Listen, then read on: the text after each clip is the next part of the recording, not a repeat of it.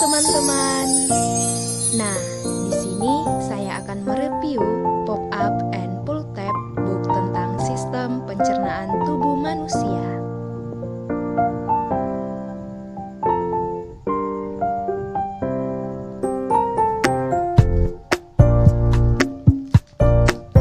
Nah, pada halaman pertama terdapat macam-macam organ sistem pencernaan tubuh manusia.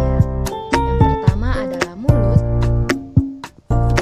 kerongkongan, lambung, usus besar, usus halus, dan anus.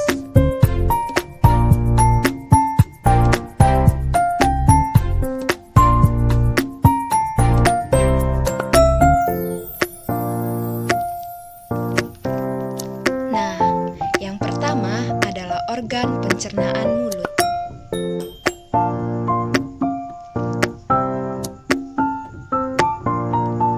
Pengertian dari mulut ialah tempat di mana makanan pertama masuk ke dalam tubuh dan di mana pencernaan dimulai.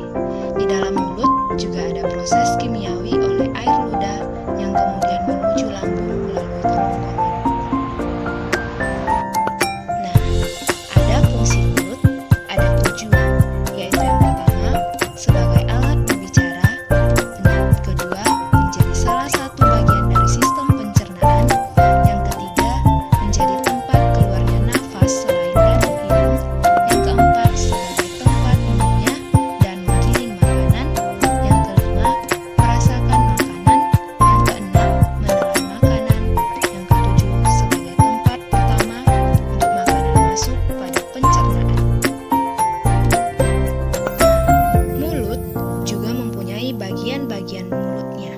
Yang pertama ada gigi, yang kedua lidah, yang ketiga gusi, yang keempat langit-langit mulut, yang kelima kelenjar ludah.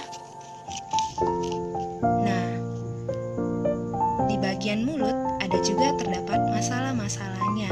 Yang pertama adalah halitosis, yang kedua sindrom pada mulut kering, yang ketiga ulkus mulut, yang keempat kanker mulut, yang kelima sumbing dan bibir sumbing, yang keenam infeksi seperti sariawan, serves atau sakit sariawan atau tonsilitis, yang ketujuh masalah tongue seperti permukaan retak atau dilapisi, yang kedelapan masalah gigi seperti gigi berlubang atau dampak gigi bungsu.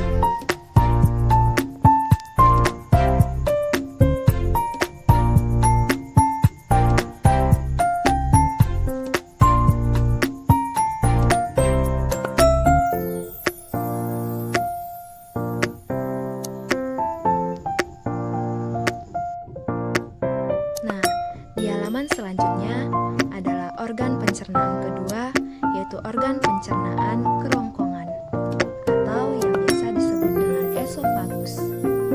Pengertian dari kerongkongan atau esofagus ini adalah saluran sempit berbentuk pipa yang menghubungkan faring dengan lambung yang panjang kira-kira 25 cm, diameter 2,5 cm, dan pH cairannya 5-6. Nah, fungsi esofagus atau kerongkongan yaitu menyalurkan makanan dari mulut ke lambung, menghasilkan gerak peristaltik, mencegah laju isi dan cairan tubuh, adanya asam klorida dan berbagai enzim.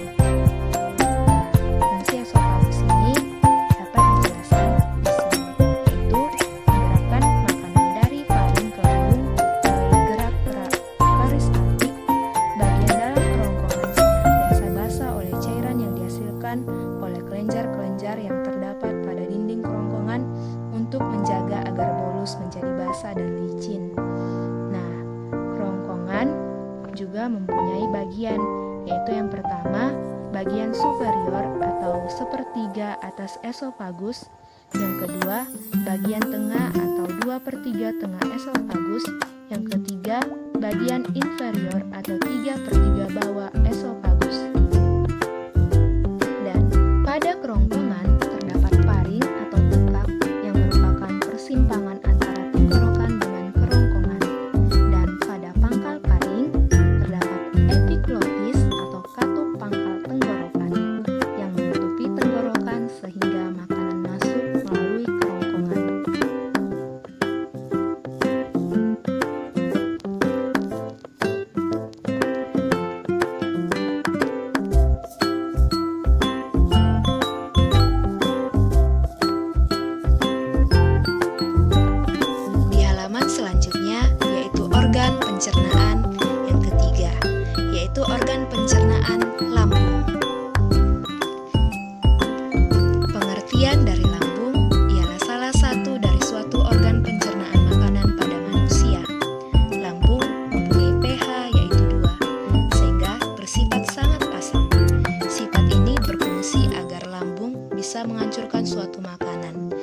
membunuh mikroorganisme asing yang masuk ke dalam tubuh.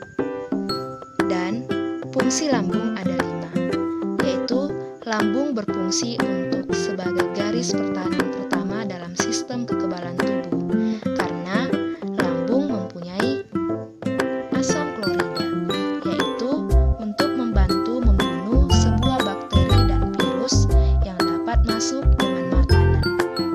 Yang kedua, yaitu untuk menyerap beberapa ion, air, dan beberapa senyawa larut lemak.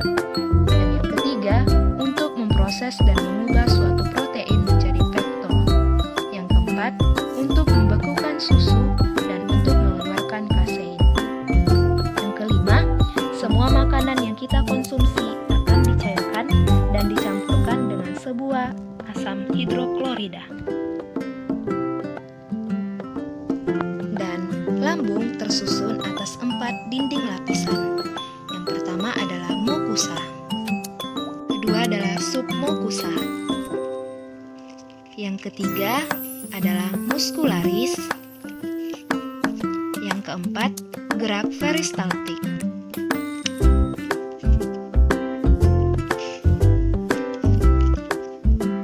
Nah, lambung juga memiliki bagian-bagian, yaitu yang pertama, kardia, di mana makanan akan memasuki kardia ketika meninggalkan kerongkongan melalui sphincter esofagus bagian bawah. Yang kedua, fundus, dapat menyimpan suatu makanan yang tidak tercerna selama sekitar 1 jam. Yang ketiga adalah korpus. Korpus ialah wilayah utama lambung yang terletak di pusat organ. Dan korpus adalah di mana sistem pencernaan kimia makanan terjadi. Yang keempat adalah filorus, atau lubang antara perut dan usus, di mana makanan dikumpulkan dan dicerna sebelum memasuki sebuah usus kecil melalui sphincter filorus.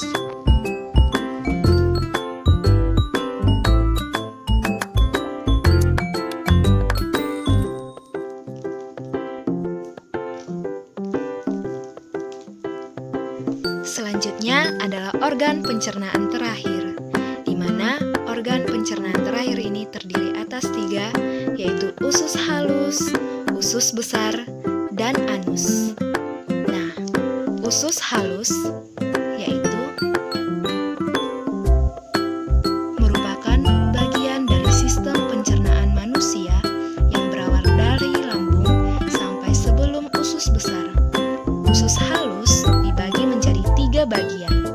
Yang pertama adalah usus 12 jari, yang kedua adalah usus kosong, yang ketiga adalah usus penyerapan. Nah, di usus 12 jari ini ialah panjangnya sekitar 25-35 cm. Usus 12 jari ini yaitu usus terpendek. Yang ketiga, pH-nya berkisar antara 9 dan fungsinya yaitu membantu mencerna makanan agar lebih lembut dan halus. Yang kedua, membantu penyerapan nutrisi dalam makanan. Yang ketiga, memiliki lendir yang dihasilkan oleh kelenjar Brunner. Yang keempat, membantu proses penyerapan protein, karbohidrat, dan zat gula asam amino, asam lemak. Dan usus kosong yaitu bagian tengah dari usus halus, yaitu setelah usus 12 jari. Yang kedua, usus ini memiliki panjang 1 hingga 3 meter. Dan usus kosong ini memiliki tonjolan atau yang biasa disebut dengan pili. Fungsi dari usus kosong yaitu pemecahan atau pembelahan nutrisi dalam makanan. Yang kedua, menyerap nutrisi lipofilik, protein, lemak, kolesterol, dan vitamin. Yang ketiga, menyerap air. Yang ketiga adalah usus penyerapan. Usus penyerapan di mana bagian dari usus halus yang terpanjang sekitar 7 hingga 8 meter. Dan usus ini memiliki pH yang cukup netral, yaitu sekitar 7-8. Fungsi dari usus penyerapan yaitu menyerap nutrisi yang terkandung dalam makanan, terutama vitamin B12 dan nutrisi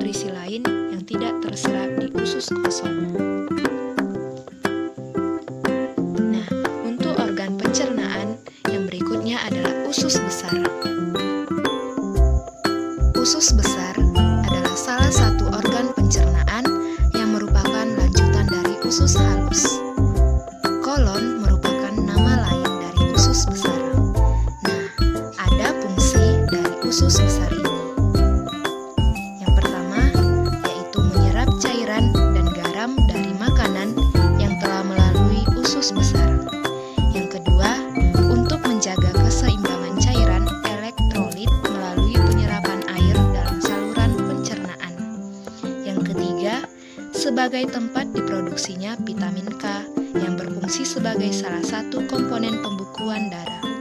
Yang keempat, melindungi saluran pencernaan dari infeksi bakteri dan dengan lendirnya. Yang kelima, menyeimbangkan pH makanan sehingga keasaman makanan dapat dinetralisir. Yang keenam, tempat menyimpan limbah dan pengeluaran kotoran yang tidak diperlukan oleh tubuh. Nah, yang terakhir adalah sistem organ pencernaan yaitu anus. Anus adalah bagian terakhir dari sistem pencernaan pada manusia dan hewan. Anus yang juga sering disebut dengan dubur ialah perpanjangan dari rektum yang terletak di luar tubuh. Terbuka atau tertutupnya anus diatur oleh otot sphincter.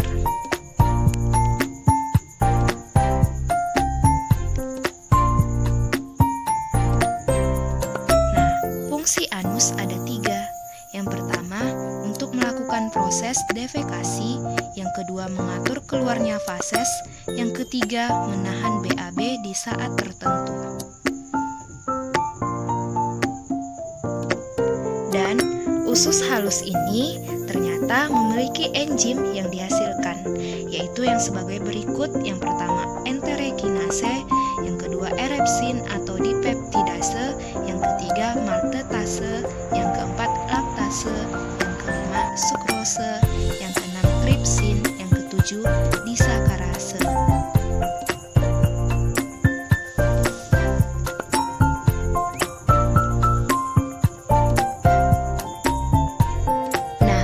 Itulah penjelasan pop-up dan full-text book tentang sistem pencernaan pada tubuh manusia yang dimulai dari mulut, kerongkongan, lambung,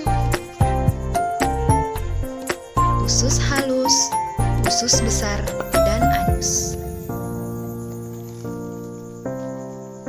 Sekian hasil review pop-up and full-text book tentang sistem pencernaan pada manusia. Dan pada pop-up and full-text ini, alat dan bahannya hanya sederhana, yaitu kertas karton, kertas origami, dan tentunya yaitu lem, dan spidol, dan pulpen, dan sampul buku ini yaitu bisa teman-teman coba dari kertas karton bekas.